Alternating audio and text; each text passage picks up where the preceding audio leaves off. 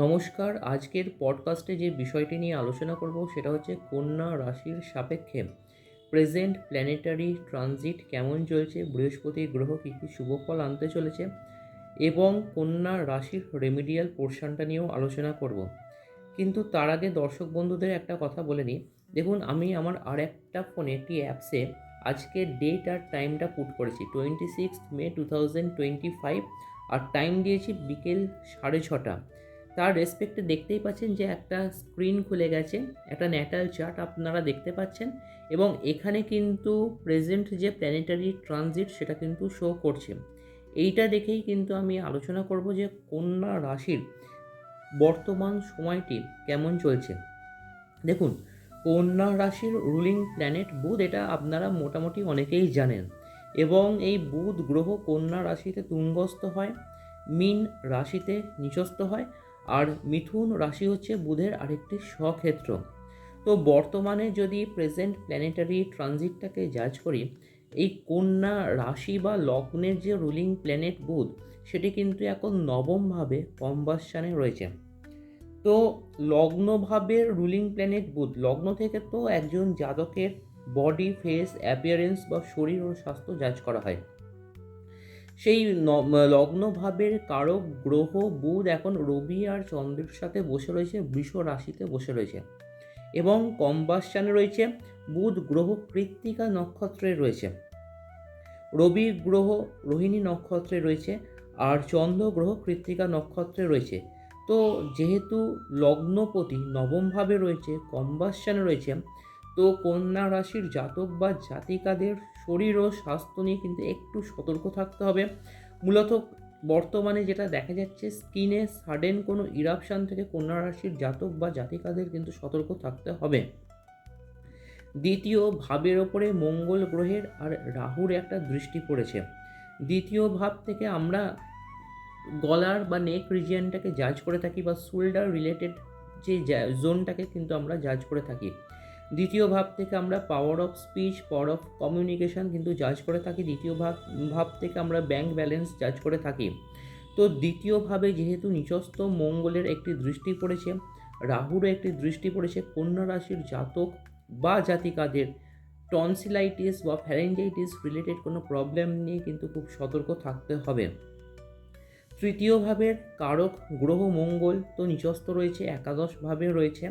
তো ভ্রাতার শরীর ও স্বাস্থ্য নিয়ে সতর্ক থাকতে হবে। চতুর্থ ভাবের কারক গ্রহ বৃহস্পতি কিন্তু কন্যা রাশির সাপেক্ষে এখন দশমভাবে অবস্থান করছে। তো দেখুন, চতুর্থ ভাব থেকে মূলত আমরা যেটা জাজ করে থাকি সেটা হচ্ছে একজন জাতকের পারিবারিক পরিবেশ কেমন যাবে, সে নিজের স্ব ইচ্ছায় প্রপার্টি ক্রিয়েট করতে পারবে কি পারবে না সেটা জাজ করে থাকি। চতুর্থ ভাব থেকে আমরা মাতৃস্থান জাজ করে থাকি। চতুর্থ ভাব থেকে আমরা গৃহে সুখ, শান্তি, সমৃদ্ধি জাজ করে থাকি, এবং চতুর্থ ভাব থেকে আমরা যানবাহন জাজ করে থাকি। তো চতুর্থ ভাবের কারক গ্রহ বৃহস্পতি যেহেতু এখন দশম ভাবে কেন্দ্রে বসে রয়েছে, একটি কথা বলাই যায় যে কন্যা রাশির জাতক বা জাতিকাদের বর্তমানে একটি থট প্রসেস বা কনসিয়াসনেস কাজ করছে যে নতুন কোনো প্রপার্টি ক্রিয়েট করা। মনে করুন, আপনাদের হয়তো এক্সিস্টিং কোনো যদি বাড়িও থাকে, তার পাশাপাশি হয়তো দেখবেন মনের মধ্যে এরকম একটা চিন্তাভাবনা কাজ করবে যে একটি ফ্ল্যাট কিনি বা একটি গাড়ি কিনি বা প্রপার্টি রিনোভেট করি। বর্তমানে এই চিন্তাটি কিন্তু কন্যা রাশির জাতক বা জাতিকাদের মাথার মধ্যে কিন্তু ঘুরপাক করছে। পঞ্চম ভাবের ওপর কিন্তু মঙ্গলের একটি দৃষ্টি রয়েছে, আর এই যে মঙ্গলের দৃষ্টিটা রয়েছে, মঙ্গল তো কর্কট রাশিতে রয়েছে, নিচস্থ দৃষ্টি সপ্তম ভাবে পড়েছে, মানে পঞ্চম ভাবের ওপর পড়েছে। পঞ্চম ভাব থেকে তো আমরা সন্তান জাজ করে থাকি, তাই কন্যা রাশির জাতকদের সন্তানের শরীর স্বাস্থ্য নিয়ে কিন্তু সতর্ক থাকতে হবে। ষষ্ঠে এখন রাহুর অবস্থান রয়েছে এবং ষষ্ঠ ভাবের ওপরে কিন্তু বৃহস্পতিরও একটি দৃষ্টি রয়েছে। কন্যা রাশির জাতক বা জাতিকাদের 2025 ডিসেম্বরের মধ্যে নতুন কোনো চাকরি বা কর্মের কিন্তু সম্ভাবনা লক্ষ্য করা যাচ্ছে। সপ্তমভাবে বর্তমানে শুক্র আর শনি রয়েছে। সপ্তমভাবে শুক্র রেবতী নক্ষত্রে রয়েছে আর শনি উত্তর ভাদ্রপদ নক্ষত্রে রয়েছে।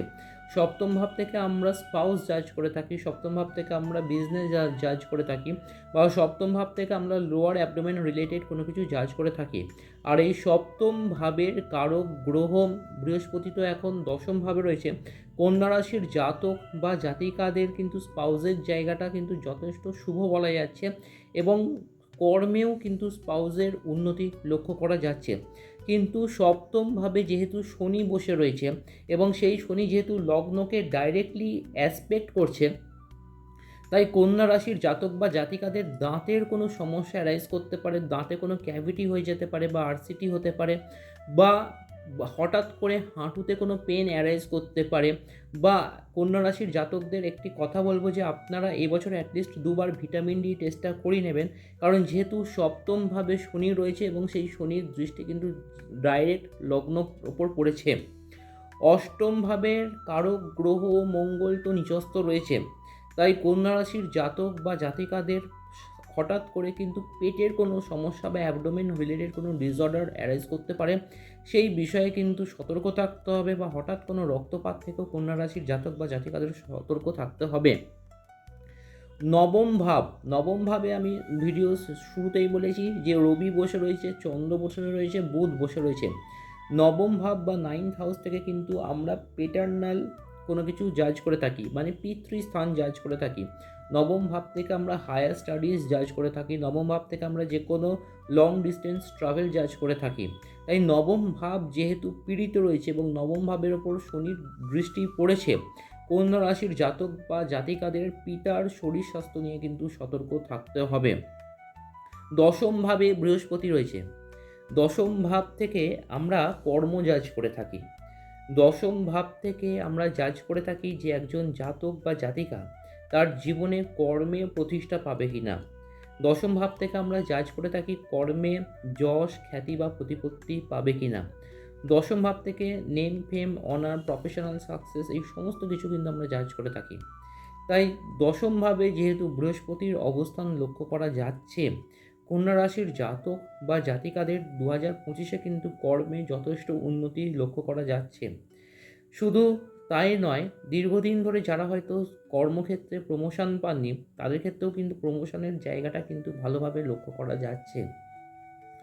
একাদশভাবে যেহেতু নিচস্থ মঙ্গল রয়েছে, একাদশভাবে কিন্তু অ্যাকচুয়ালি কোনো গ্রহই নেগেটিভ রেজাল্ট ডিসবার্স করে না। একাদশভাবে যে গ্রহই বসে থাকুক না কেন, সেটা কিন্তু মোটামুটি শুভ ফল দেয়। কিন্তু কর্কট রাশিতে তো মঙ্গল নিচস্থ আর একাদশভাবে বসে রয়েছে।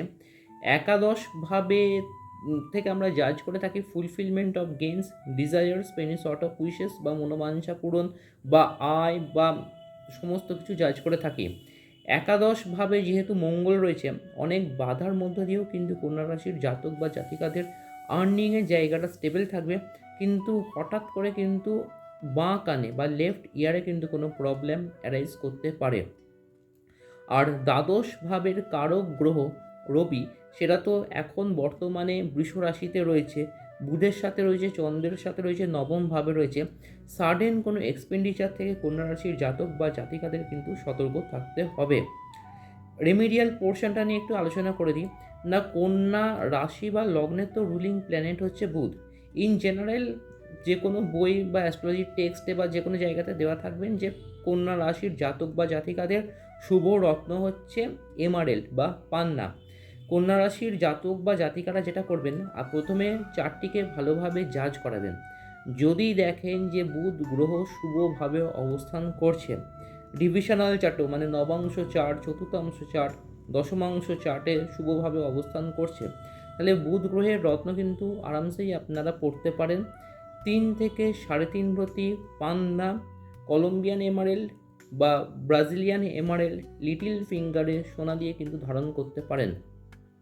কন্যা রাশির জাতক বা জাতিকারা আরেকটি যেটা করতে পারেন, সেটি হচ্ছে 4মুখী রুদ্রাক্ষ পেন্ডেন্ট করে পড়তে পারেন, আর রোজ মাতা ত্রিপুর সুন্দরীর এই মন্ত্রটি জপ করতে পারেন। মন্ত্রটি আমি আগের ভিডিওতেও দিয়েছিলাম, আমি আবার বলে দিচ্ছি। সেটি হচ্ছে ওং ওয়েং ত্রিপুরা দেবৈ বিদ্মহেম ক্লিং কাম ঐশ্বর্যই ধীমহিম সৌ তন্ন ক্লিন্নে প্রচোদয়াৎ ওং। আমি আরেকবার রিপিট করে দিই, ওং ওয়েং ত্রিপুরা দেবৈ বিদ্মহেম ক্লিং কাম ঐশ্বর্যই ধীমহি সৌ তন্ন ক্লিন্নে প্রচোদয়াৎ ওং। রোজ ঠাকুর ঘরে একটি আসনে বসে থার্ড আইতে মাতা ত্রিপুর সুন্দরীকে কল্পনা করে এই মন্ত্রটি জপ করতে পারেন। দেখবেন চার্টের মধ্যে যে নেগেটিভিটি আছে সেটা কিন্তু অনেকাংশেই কমে যাবে। দেখা হচ্ছে আপনাদের সাথে পরের ভিডিওতে আমি তুলা রাশি নিয়ে আলোচনা করব। দেখতে থাকুন আপনাদের সকলের চ্যানেল মহাবিষ্ণু। আর চ্যানেলটি এখনও যারা সাবস্ক্রাইব করেনি অবশ্যই করে চ্যানেলটি সাবস্ক্রাইব করুন আর বেল আইকনটি প্রেস করুন, যাতে করে আপনারা নিয়মিত নোটিফিকেশান পেতে থাকেন। ধন্যবাদ।